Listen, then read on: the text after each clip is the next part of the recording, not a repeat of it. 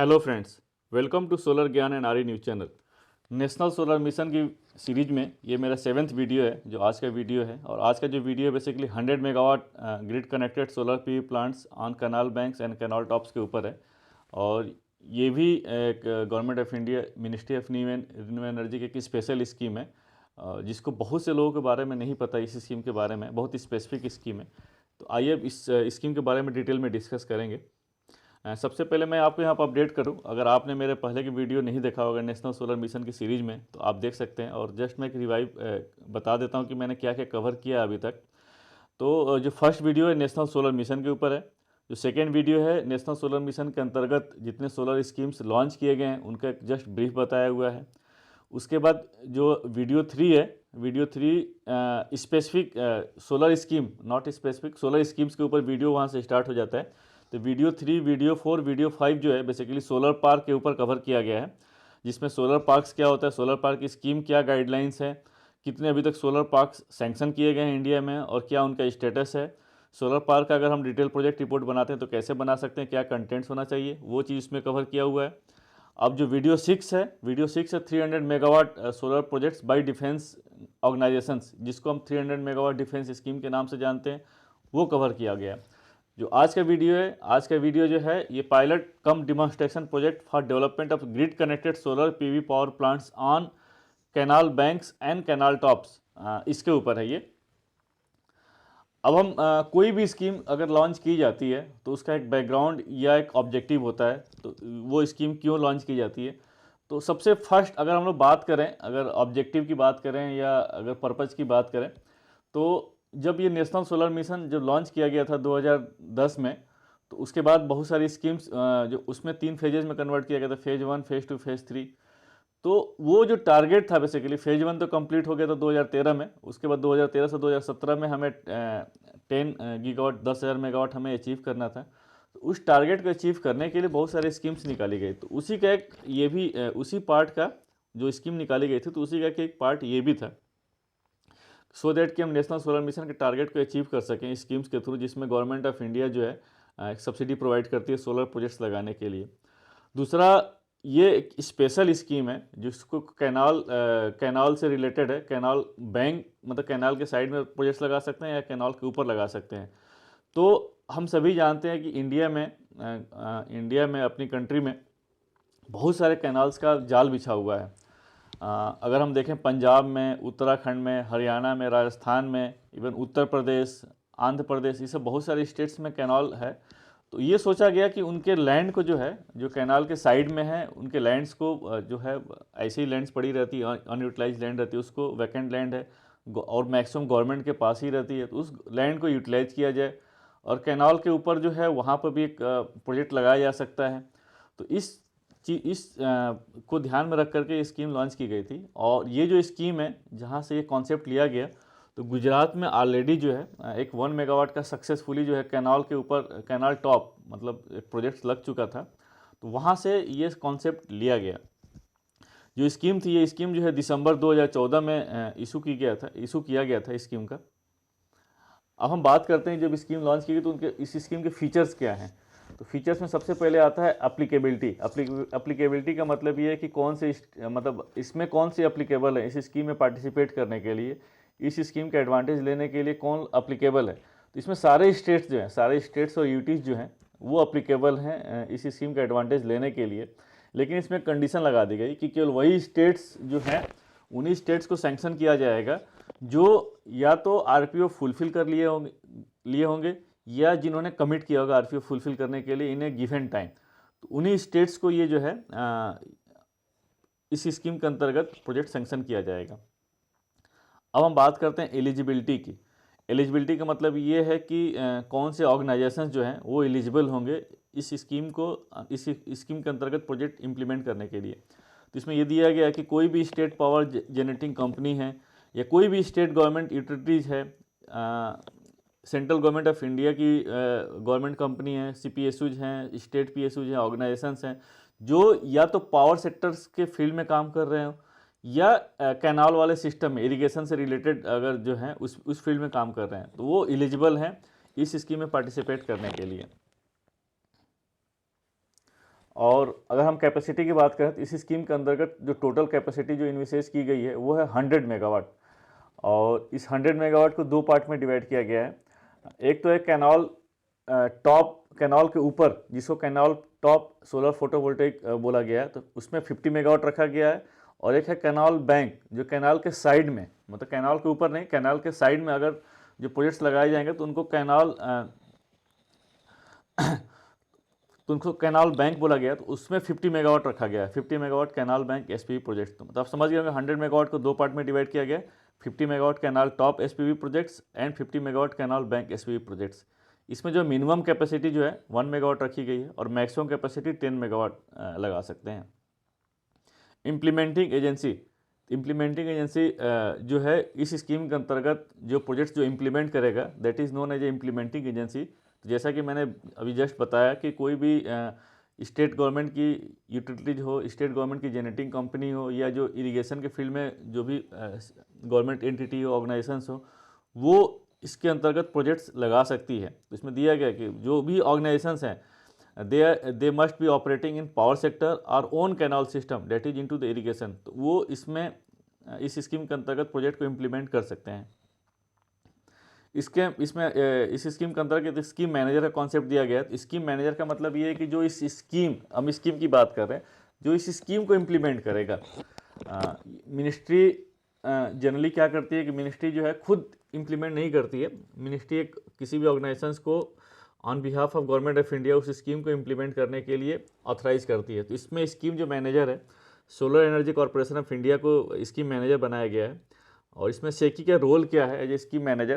तो जो fund disbursement है as per milestone, as per eligibility, जो ऑर्गेनाइजेशन है उनको जो फंड डिस्पर्स किया जाएगा, सब्सिडी जो डिस्पर्स किया जाएगा, वो जो सब्सिडी है सेकी सोलर एनर्जी कॉर्पोरेशन इंडिया जो है आफ्टर वेरिफिकेशन, डॉक्यूमेंटेशन, फिजिकल जो वेरिफिकेशन है, वो वेरिफिकेशन करने के बाद ही फंड सेकी डिस्पर्स करेगा। और सेकी को इन सब एक्टिविटी के लिए, मॉनिटरिंग और डिस्बर्समेंट के लिए 1% फंड हैंडलिंग चार्ज दिया जाएगा। 1% फंड हैंडलिंग चार्ज का मतलब ये है कि जो भी फंड डिस्बर्स करेगा सेकी, उसका 1% सेकी को दिया जाएगा। अब इसमें जो स्कीम में बोला गया कमीशनिंग पीरियड, कमीशनिंग पीरियड का मतलब ये है यहाँ पर कि अगर जो भी किसी भी ऑर्गेनाइजेशंस को स्टेट में ऑर्गेनाइजेशंस को अगर कैपेसिटी सैंक्शन की जाती है, तो सैंक्शन करने के 15 महीने के अंदर, 15 मंथ के अंदर प्रोजेक्ट्स कंप्लीट करना पड़ेगा, लगाना पड़ेगा। और पीपीए पीरियड से मतलब ये है कि कोई भी अगर जेनेटिंग कंपनी, मान लीजिए अगर सोलर प्रोजेक्ट्स लगा रही है और वो किसी डिस्कॉम को पावर सेल कर रही है, तो जो कंपनी लगा रही है जो डिस्कॉम को सेल करे उसके बीच में एक एग्रीमेंट साइन होगा जिसको पावर परचेज एग्रीमेंट बोलेंगे। तो पीपीए जो होगा वो पीपीए पीरियड 25 ईयर्स के लिए होगा। इस स्कीम में जो टोटल जो सेंट्रल फाइनेंशियल असिस्टेंस अप्रूव्ड है, जो सब्सिडी पोर्शन जो अप्रूव्ड है, वो टोटल 225 करोड़ का है। तो हम बोल सकते हैं कि जो टोटल इस स्कीम का जो फाइनेंशियल आउटले है टोटल 225 करोड़ है। Next MNRE CFA support. MNRE CFA support से मतलब ये कि जो सेंट्रल फाइनेंशियल असिस्टेंट या जो सब्सिडी जो है ऑर्गेनाइजेशंस को जो सब्सिडी प्रोवाइड की जाएगी, जो कैनाल बैंक या canal top solar photovoltaic project लगा रहे हैं, तो इसमें जैसा कि इसमें इस स्कीम में दो पार्ट में डिवाइड किया गया है। कैनाल टॉप के ऊपर जो प्रोजेक्ट्स लगा रहे हैं और कैनाल बैंक पर जो प्रोजेक्ट्स लगा रहे हैं। तो कैनाल टॉप के ऊपर जो प्रोजेक्ट्स लग रहा है, चूँकि वो एक कॉस्टली प्रोजेक्ट होगा क्योंकि कैनाल के ऊपर लगाना है, तो उसमें 3 करोड़ पर मेगावाट सब्सिडी प्रोविजन रखा गया है, या 30% of the project cost which ever is lower. और जो कैनाल बैंक के ऊपर जो प्रोजेक्ट्स लग रहे हैं, तो उसमें 1.5 करोड़ पर मेगावाट या 30% of the project cost which ever is lower. तो ये दो सब्सिडी है, कैनाल टॉप के लिए 3 करोड़ पर मेगावाट और कैनाल बैंक के लिए 1.5 करोड़ पर मेगावाट। और माइलस्टोन की बात की गई, तो ऐसा नहीं कि जो ये फंड है, फंड कैसे डिसबर्स करेंगे, तो फंड जो डिसबर्समेंट है उसको 2 माइलस्टोन में डिवाइड किया गया है। एक तो है कि जब इन प्रिंसिपल अप्रूवल या जो कैपेसिटी सैंक्शन की जाएगी उस समय अप टू 40% जो है टोटल सीएफए का 40% सैंक्शन किया जाएगा। एक तरह से बोल सकते हैं कि एडवांस हो गया ये। और जो बैलेंस अमाउंट है 60%, जो प्रोजेक्ट कंप्लीट हो जाएगा, सैंक्शन लग जाएगा, उसके बाद जो बैलेंस कैपेसिटी बैलेंस अमाउंट है सीएफए का, वो 60% के अराउंड होगा, वो कमीशनिंग के बाद डिस्पर्स किया जाएगा। अब इसमें दिया है transmission and evacuation of power from solar plant. The plants would be design for interconnection with the transmission network of ST और any other transmission utility as a voltage level of 33 kV and above. जो connect करेंगे आप, चूँकि minimum capacity इसमें 1 megawatt रखी गई है और मैक्सिमम 10 मेगावाट रखा गया है, तो जो कनेक्ट करेंगे तो वो 33 kV एंड जो 33 kV या इससे जो अब वोल्टेज लेवल होगा वहीं पर आप इंटरकनेक्ट करेंगे। जो आप डिस्कॉम नेटवर्क से भी इंटरकनेक्ट कर सकते हैं। अगर जो डिस्कॉम जो है, जो आपका जो बायर है बेसिकली जो है, तो उस डिस्कॉम के नेटवर्क से भी आप इसमें इस प्रोजेक्ट को कनेक्ट कर सकते हैं। यहाँ पे लिखा है interconnection with the discom network may be accepted in cases where the discom is the ultimate buyer of the entire quantity of power from the project. अब इसमें पावर सेल का एग्रीमेंट ये है कि जो इम्प्लीमेंटिंग एजेंसी है, मान लीजिए कोई स्टेट जनरेटिंग कंपनी है, वो इस प्रोजेक्ट्स को इम्प्लीमेंट कर रही है, लेकिन जो जिस कैनाल के ऊपर ये प्रोजेक्ट इंप्लीमेंट कर रही है, तो कैनाल बैंक या कैनाल टॉप जो भी प्रोजेक्ट है उसके ऊपर अगर इंप्लीमेंट कर रही है, तो वो जो कैनाल का जो ओनरशिप है किसी दूसरे, मतलब मान लीजिए इरिगेशन डिपार्टमेंट के पास अगर है, तो वो इरिगेशन डिपार्टमेंट के साथ एक एग्रीमेंट साइन करेगी। एग्रीमेंट क्या है? लैंड और जो भी है कैनाल बैंक के लैंड या कैनाल के टॉप के ऊपर जो है उसको यूटिलाइज करने के लिए एक एग्रीमेंट साइन करेगी। उसके बाद जो वहाँ पर प्रोजेक्ट लगाने के बाद जो वहाँ का जो डिस्कॉम है, उस डिस्कॉम के साथ वो पीपीए साइन करेगा, और पीपीए साइन करने का जो टैरिफ होगा, तो टैरिफ अगर मान लीजिए डिस्कॉम नहीं है, किसी कोई थर्ड पार्टी है, तो उसके साथ म्यूचुअल एक एग्रीमेंट हो सकता है टैरिफ का। अगर डिस्कॉम है तो डिस्कॉम के साथ भी एक एग्रीमेंट साइन हो सकता है म्यूचुअल टैरिफ। लेकिन इस टैरिफ को क्या होगा, जो कंसर्न जो है रिस्पेक्टिव जो स्टेट रेगुलेटर है उसे अप्रूव करवाना पड़ेगा, फिक्स करवाना पड़ेगा। अब हम फिजिकल स्टेटस की बात करते हैं। फिजिकल स्टेटस का मतलब ये है कि जो 100 मेगावाट जो प्रोजेक्ट्स है, तो 100 मेगावाट में दो पार्ट में डिवाइड किया गया, 50 मेगावाट कैनाल टॉप और 50 मेगावाट कैनाल बैंक। तो ये जो 50 मेगावाट जो है किस किस को सैंक्शन किया गया है और उसका क्या स्टेटस है कमीशनिंग का, तो उसके बारे में डिस्कस कर लेते हैं। और ये जो डेटा है basically MNRE ministry of new and renew energy का एनुअल रिपोर्ट है 2016-17, और ये उसके बाद का है 16, 17, 17, 18, 18, 19, 20, 21 तक का पूरा रिपोर्ट के बेसिस पे ये मैंने फिजिकल स्टेटस और कमीशनिंग का मैंने बनाया हुआ है यहाँ पर। तो सबसे पहले हम एलोकेशंस की बात करते हैं। तो 50 मेगावाट जो कैनाल टॉप जो सोलर PV प्रोजेक्ट्स है, वो 7 स्टेट्स में 7 ऑर्गेनाइजेशंस को एलोकेट किया गया था। आप देख सकते हैं आंध्र प्रदेश में new and renew energy development corporation of Andhra Pradesh NRED cap, उसको 1 मेगावाट एलोकेट किया गया था। गुजरात में सरदार सरोवर नर्मदा निगम लिमिटेड, उसको 10 मेगावाट एलोकेट किया गया था। मैं आपको बता दूं यहाँ पर, ये जो सरदार सरोवर नर्मदा निगम लिमिटेड है, ये स्कीम के आने से पहले भी इस कैनाल टॉप के ऊपर ये प्रोजेक्ट इंप्लीमेंट कर चुका था और काफ़ी सक्सेसफुल रहा था। और ये वहीं से ये कॉन्सेप्ट लिया गया था। ये जो स्कीम है आज की डेट में, जो ये कैनाल टॉप कैनाल बैंक की स्कीम है, ये वहीं से कॉन्सेप्ट लिया गया था। तो गुजरात में जो है सरदार सरोवर नर्मदा निगम लिमिटेड को 10 मेगावाट एलोकेट किया गया। कर्नाटका में कृष्णा भाग्य जल निगम लिमिटेड KBGNL को 10 मेगावाट एलोकेट किया गया। केरला में केरला स्टेट इलेक्ट्रिसिटी बोर्ड को 2 मेगावाट एलोकेट किया गया। पंजाब में पंजाब एनर्जी डेवलपमेंट एजेंसी पेडा को 20 मेगावाट एलोकेट किया गया। उत्तराखंड में उत्तराखंड जल विद्युत निगम लिमिटेड को 1 मेगावाट एलोकेट किया गया। और उत्तर प्रदेश में उत्तर प्रदेश इरिगेशन डिपार्टमेंट को 6 मेगावाट एलोकेट किया गया। तो टोटल 50 मेगावाट जो है ये एलोकेट कर दिया गया था 7 स्टेट्स में, और ये 7 ऑर्गेनाइजेशंस हैं। अब हम कैनाल बैंक की बात करते हैं। तो जो 50 मेगावाट का जो कैनाल बैंक है, वो 7 स्टेट्स में इन 7 ऑर्गेनाइजेशंस को एलोकेट कर दिया गया। आंध्र प्रदेश में Andhra Pradesh power generation corporation limited APGENCO को 5 मेगावाट। अब ध्यान दीजिए, कैनाल टॉप के ऊपर आंध्र प्रदेश में दूसरे ऑर्गेनाइजेशंस को NRED कैप जो था उसको एलोकेट किया गया था, लेकिन यहाँ पर कैनाल बैंक के लिए APGENCO को एलोकेट किया गया 5 मेगावाट। तो अलग अलग ऑर्गेनाइजेशंस हो सकते हैं। गुजरात में सरदार सरोवर नर्मदा निगम लिमिटेड को 15 मेगावाट एलोकेट किया गया। केरला में Kerala state electricity board limited को 1 मेगावाट एलोकेट किया गया। उत्तराखंड में उत्तराखंड जल विद्युत निगम लिमिटेड को 19 मेगावाट एलोकेट किया गया। और वेस्ट बंगाल में West Bengal state electricity distribution company limited को 10 मेगावाट एलोकेट किया गया। तो टोटल ये 7 स्टेट्स में ये 50 मेगावाट ये एलोकेट किया गया है। अब हम बात करते हैं कमीशनिंग की। तो ये जो 50 मेगावाट कैनाल बैंक और कैनाल टॉप जो है, इसमें कितने कैपेसिटी कमीशन हो गई है। तो हम 2016-17 के हम लोग बात करें तो जो एनुअल रिपोर्ट है उसमें दिसंबर 16 तक का डेटा अपडेटेड था। तो दिसंबर 16 तक कैनाल टॉप पर केवल 1 मेगावाट प्रोजेक्ट्स लगा था और कैनाल बैंक पर 15 मेगावाट लग गया था। दिसंबर 17 तक टोटल 18 मेगावाट लग गया था कैनाल टॉप के ऊपर, और कैनाल बैंक के ऊपर 31 मेगावाट लग गया था। दिसंबर 18 तक टोटल कैनाल टॉप के ऊपर 44 मेगावाट लग गया था, और कैनाल बैंक के ऊपर 50 मेगावाट लग गया था। और उसके बाद जो है अगर 18 दिसंबर 19 की बात करें तो कोई भी इसमें फिगर चेंज नहीं हुआ। तो 44 मेगावाट कैनाल टॉप का ही रहा और 50 मेगावाट कैनाल बैंक के ऊपर लगता है 6 मेगावाट जो है कैनाल टॉप का कुछ इशूज होंगे जिसकी वजह से ये इम्प्लीमेंट नहीं हो पाया।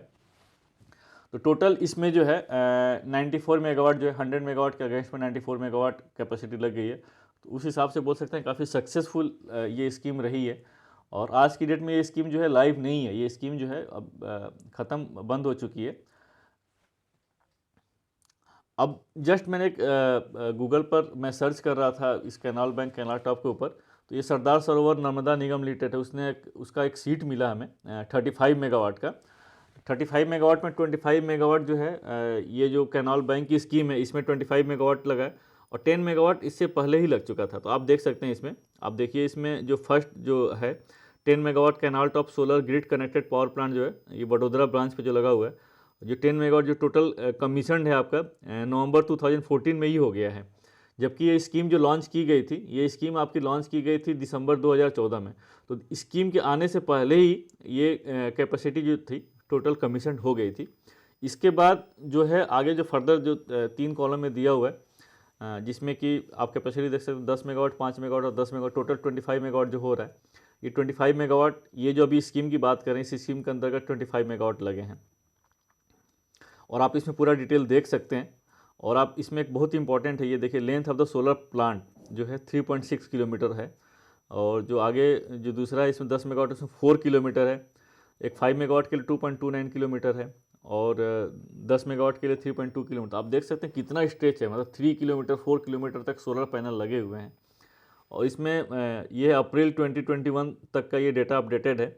और जो अगर 10 मेगावाट जो था जो आपका ये नवंबर 2014 में लगा था उसका तो टोटल जनरेशन 92 मिलियन यूनिट्स तक अभी तक जनरेट भी कर चुका है। और उसके बाद जो बैलेंस 25 मेगावाट जो हैं ये जो है आपके सितंबर 17 में लगे हैं। हाँ, सारे जो मैक्सिमम देख रहे हैं फिगर 15 सितंबर 17, 17 सितंबर 17 और 15 सितंबर, तो सारे सितंबर 17 में लगे हैं। उसके बाद सितंबर 17 से लेकर के अप्रैल 21 तक 143 मिलियन यूनिट्स जनरेट भी कर चुके हैं। अब हम देख लेते हैं बेसिकली कि ये दिखते कैसे हैं, ये फ़ोटो देख लेते हैं। ये 2.5 megawatt canal top solar P project जो पंजाब में जो पंजाब एनर्जी डेवलपमेंट एजेंसी ने लगाया, ये उसका फ़ोटो है। आप देख सकते हैं ये लोकेशन क्या है। तो 2.5 megawatt canal top solar P projects on Sidhwan branch canal near Doraha Ludhiana, आप इसमें देख सकते हैं। और साइड व्यू और लॉन्गिट्यूडनल व्यू दिखा रहा है आप इसमें पैनल्स की, देखें। दूसरा जो है पेडा का ही है, ये पंजाब एनर्जी डेवलपमेंट एजेंसी उसका ही है। तो 2.5 megawatt solar top solar P projects of Ghaggar branch canal, ये दूसरा ब्रांच था, ये सिधवन ब्रांच कैनाल था नियर दोराहा लुधियाना। और ये जो है घग्गर ब्रांच कैनाल जो है ये आपका नियर नीदमपुर पटियाला संगरूर हाईवे पे है ये। तो ये भी कैनाल टॉप प्रोजेक्ट से आप देख सकते हैं ये दोनों साइड व्यू और ये आपका लॉन्गिट्यूडनल व्यू आप देख सकते हैं ये कैसे दिख रहे हैं ये। अब हम बात करते हैं जो गुजरात के जो बड़ोदरा में जो लगा हुआ है इसके ऊपर है। और ये मैंने गूगल अर्थ के थ्रू ये फ़ोटो लिया हुआ है। आप देखिए कैनाल के ऊपर जो फोटोवोल्टेक जो पीवी पैनल्स लगे हैं ये कैसे दिख रहे हैं। ये देखिए पूरा ये दिख रहा है ना फिगर, देखिए आप देख सकते हैं ये देखिए आप यहाँ पर देख सकते हैं ये सोलर पैनल्स हैं जो कैनाल्स के ऊपर लगे हुए हैं। आप मैंने बताया कि 3.4 किलोमीटर 3.54 किलोमीटर तक की ये रेंज है, ये मतलब इतने बड़े बड़े मतलब पैनल्स लगे हुए हैं। और ये आंध्र प्रदेश में 1 मेगावाट का जो कैनाल टॉप का प्रोजेक्ट था ये उसका ये फ़ोटो है, आप देख सकते हैं। ये भीमावरम रूरल एरिया में 1 मेगावाट का canal top solar power plant installed ग्लोसारी मेन कैनाल गोलावांतीना भीमावरम रूरल एरिया। तो ये आपका ये 1 मेगावाट का जो आंध्र प्रदेश में जो लगा हुआ है जो एनआरईडी कैप ने लगा, ये उसका फ़ोटो है। तो होप दोस्तों आपको आज का मेरा भी वीडियो अच्छा लगा होगा। और अगर आपको अच्छा लगा होगा तो फिर आप इस मेरे चैनल को सब्सक्राइब करिए, लाइक करिए, अपने दोस्तों को भी फॉरवर्ड करिए। फिर आपसे मिलते हैं नेक्स्ट वीडियो में एक नए स्कीम के साथ। तब तक के लिए थैंक यू, जय हिंद।